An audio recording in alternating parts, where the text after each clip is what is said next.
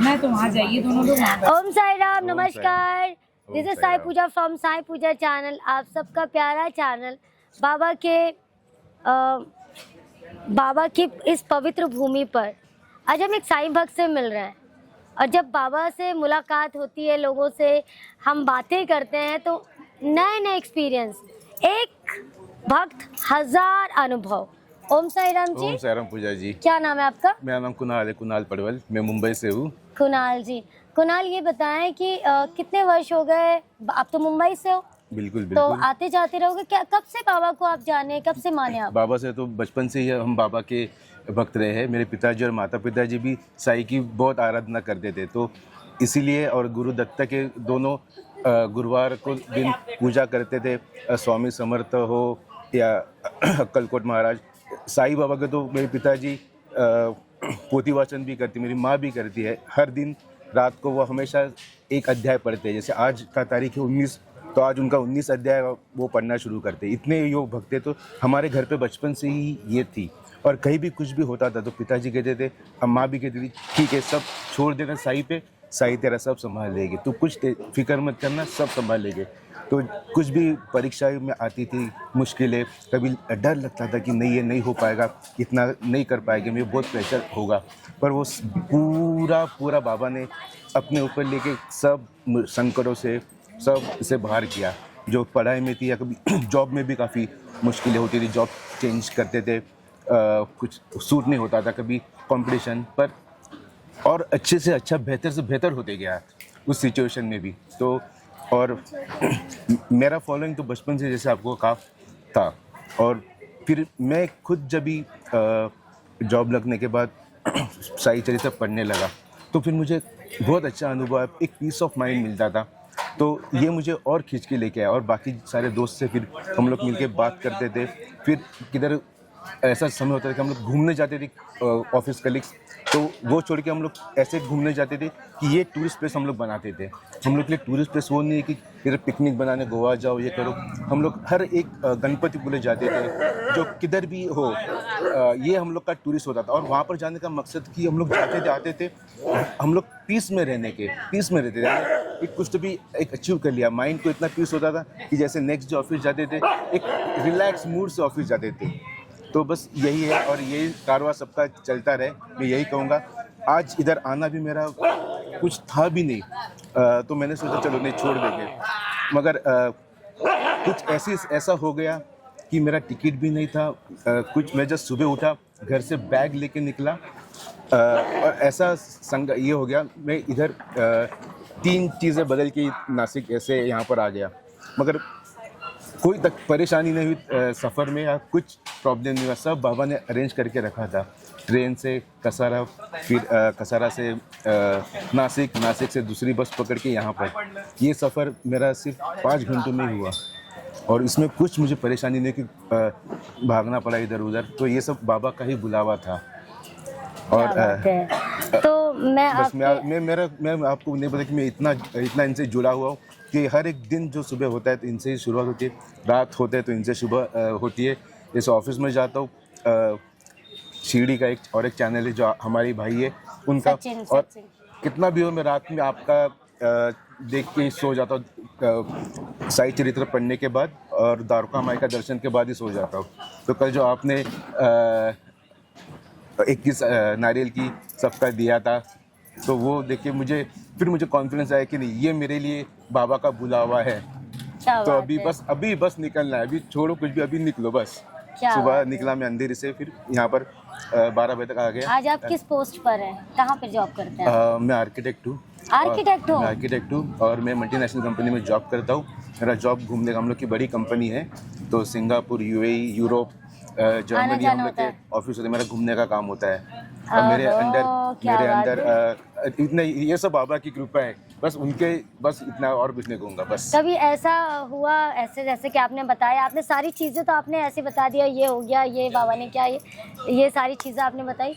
ये जब आपका पहला जॉब आया, तो ये बाबा की कृपा से, क्योंकि आप तो बचपन से बाबा को मानते थे। बिल्कुल बिल्कुल। तो ये मतलब इजीली मिला, या इसके लिए आपको कुछ टर्निंग पॉइंट्स है? इसके लिए जैसे मैंने आर्किटेक्चर कंप्लीट किया था, तो उस वक्त मुझे नहीं लगता कि काफ़ी रेस कंपटीशन थी, तो मैं कहा चलो अभी तो और 6 महीने टाइम पास कर लेंगे जॉब के चक्कर में।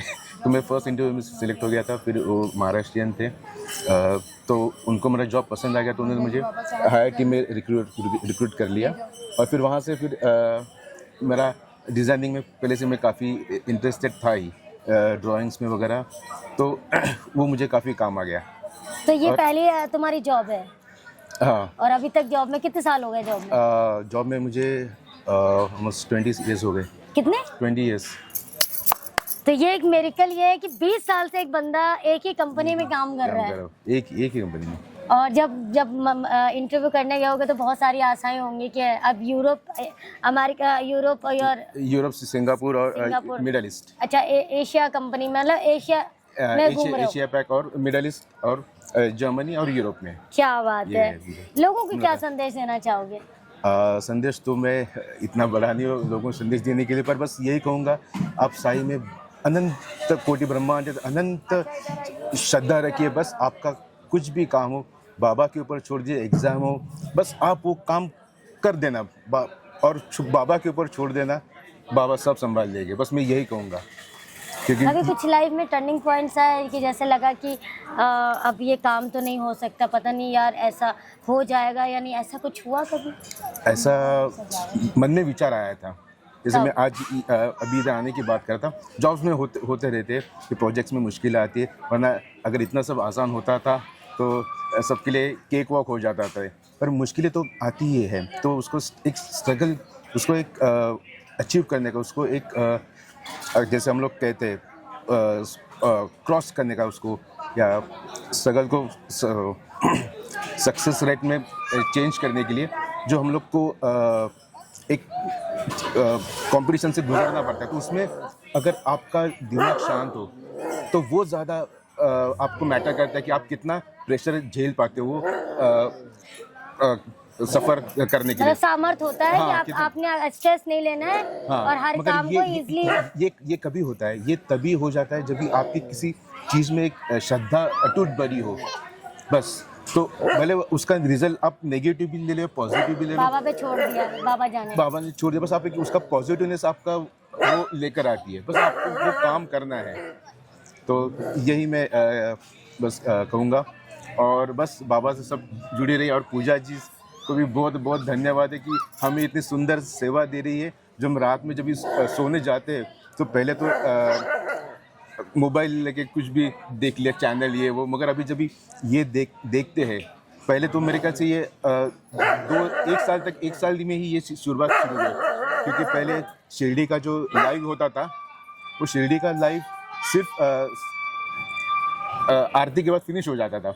मगर ये जो हम लोग को यहाँ से द्वारका में का दर्शन मिलता है, तो सोने से पहले हम लोग देखते हैं, वो इतना अच्छा सुकून देता है, मन को एक शांति देती है कि पूरा स्ट्रेस निकल जाता है। क्योंकि उसके बाद हम लोग, या मैं तो नहीं सोच पाता हूँ कि मुझे कल क्या करना है, मुझे कल कैसा करना है, जो होगा कल का कल देख लेंगे। तो हमेशा होता है कि आप इतने हाई प्रेशर की जॉब कर रहे हो, तो आपको हमेशा टेंशन होता है। मेरे कलीग्स आते तो वो सुबह आके वो उनके दिमाग में वही होता है कि हम लोग क्या आज प्लानिंग करें यार, मैं रात भर ऐसा सोचता रहा। तूने क्या किया? मैं तो सो गया था, मेरे दर्शन के बाबा के सो गया। मतलब देखा जाएगा, बाबा कर लेंगे ऑलमोस्ट एक तो हाँ या एक तो ना, आप वो पकड़ के चलो, बाकी सब हो जाएगा। अगर नहीं भी हो रहा है तो उसमें भी उन्होंने कुछ तो रखा होगा। क्या बात है कि वो चीज़ उस वक्त नहीं होनी चाहिए, अगर होती है तो अच्छी है बात। तो बस नेगेटिव पॉजिटिव में दोनों बाबा की तरफ से ही मान के लेता हूँ। क्या बात है, बाबा पे छोड़ देना चाहिए। और आज ये मल्टी इंटरनेशनल कंपनी में जॉब कर रहे हैं। किनको एक्सपीरियंस अच्छा लगा, इन्होंने अपनी बातों में सारी चीज़ें समझा दी हैं, बाबा संभाल लेंगे। तो जिनको भी एक्सपीरियंस अच्छा लगा 9918073846 में कमेंट करें, और कमेंट सेक्शन में भी आप कुणाल भाई के लिए अच्छे कमेंट लिखें और ज़्यादा से ज़्यादा शेयर करें। जिन्होंने चैनल को सब्सक्राइब नहीं किया कर लो। ओम साई राम, जय साई राम।